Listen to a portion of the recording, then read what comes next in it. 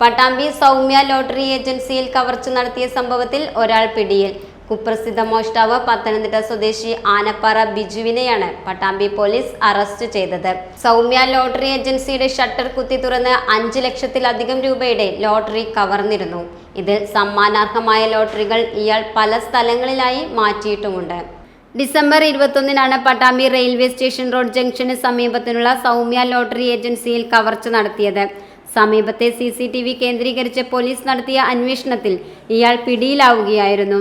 തൃശൂരിൽ നിന്ന് ഷൊർണൂർ DYSP മുരളീധരന്റെ മേൽനോട്ടത്തിൽ പട്ടാമ്പി ഇൻസ്പെക്ടർ അൻഷാദും സംഘവുമാണ് ഇയാളെ പിടികൂടിയത്. കോങ്ങാട്, കണ്ണൂർ, തലശ്ശേരി സ്റ്റേഷൻ പരിധികളിൽ ബിജു സമാനമായ കളവ് നടത്തിയെന്ന് പോലീസ് പറയുന്നു.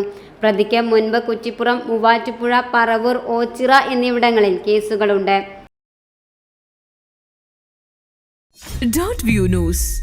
കാഴ്ചകളാണ് ലോകം, കണ്ടു തുടങ്ങുക.